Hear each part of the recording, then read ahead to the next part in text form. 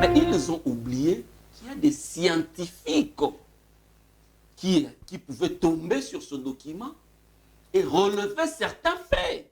Chers frères, moi je ne suis pas allé à l'université pour prendre un syllabus et gober la matière. Non. Surtout ne pas chauffer les bancs.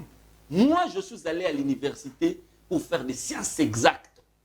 Chez nous, quand nous étions en train de faire le mathématique, quand on vous dit en géométrie analytique que par un point distinct, il peut passer une infinité de droites, cette conclusion, c'est la résultante d'une suite logique de réflexion. Ça ne tombe pas du ciel. Je vais démontrer par A plus B. Référence de ces amis-là, journalistes ONG, c'est un certain Lumumba. La banque BGFI Bank, que je dois spécifier ici, c'est une banque gabonaise. Lumumba, la banque arrive ici en République démocratique du Congo en 2010. On suppose que Lumumba a été engagé en 2010. Ok. Mais Lumumba est parti en exil en 2015. Et c'est Lumumba qui va aider ce soi-disant enquêteur à vous fournir 3 500 000 éléments. S'il vous plaît, 3 500 000 éléments, documents en 5 ans. Et quand nous divisons le 3 500 000 éléments en 5 ans pour une année, ça veut dire qu'ils ont fourni 700 000 éléments par an. Monsieur Lumumba fournit 700 000 éléments par an. Et par an, nous avons 12 mois. Quand nous divisons les 700 000 divisés par 12 mois, vous avez une moyenne de 58 333 éléments le mois. Par mois. Quand vous divisez encore le mois, pour le 30 jours, non mais vous avez 4 331 éléments par jour. Et quand vous allez par heure, parce que nous n'avons que 8 heures de travail, c'est 970 dossiers que M. Lumumba, 970 dossiers qu'il a manipulés par heure. Non, mais vous êtes face à des scientifiques par excellence qui peuvent faire une critique. En fait, l'objectif de cet élément, c'était quoi? Mettre en exergue le nom de Kabila.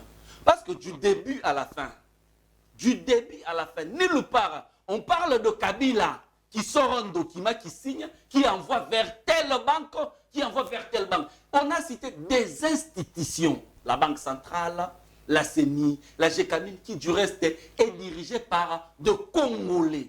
Mais la notion de la responsabilité, avant qu'elle ne soit collective, elle est d'abord individuelle.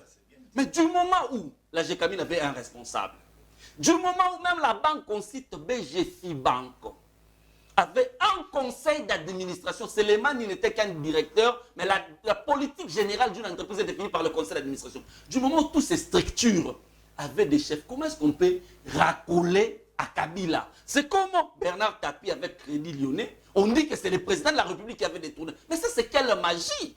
Mais pour aller au fond... Est-ce que les 100 millions étaient détournés, oui ou non? Jusqu'aujourd'hui, on est en train de parler.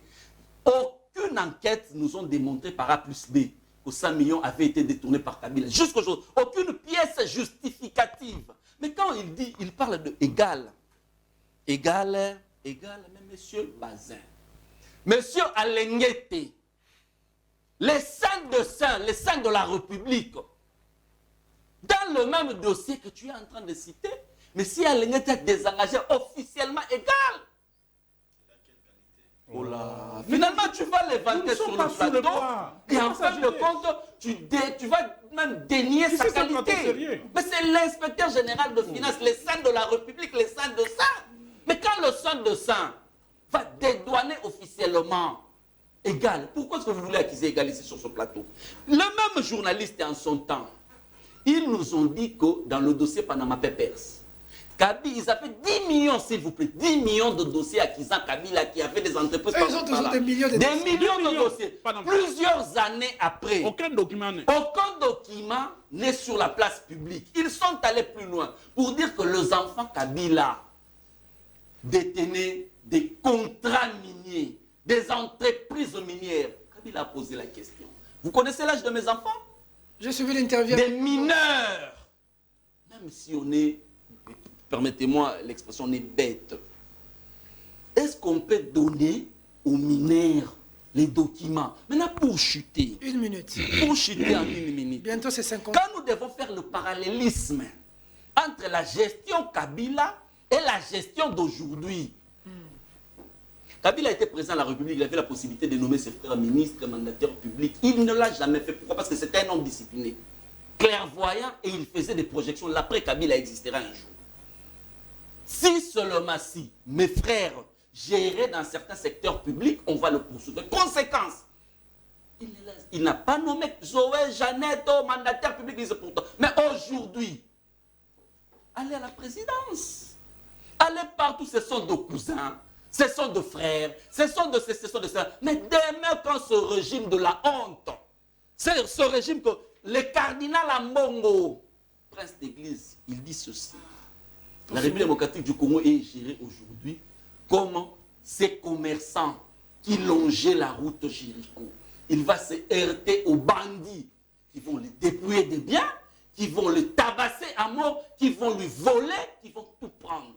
C'est ça le parallélisme qui fait Nous sommes gérés par des bandits. Aujourd'hui, ce sont des pillards de la République venus de l'Europe qui nous pillent aujourd'hui. Maintenant, demain, quand nous allons ouvrir les procès pour ce régime, parce qu'il ne faut pas oublier que dans le procès 100 jours, les non-dits du procès 100 jours, il y a une famille qui a été mentionnée là, dont on a occulté.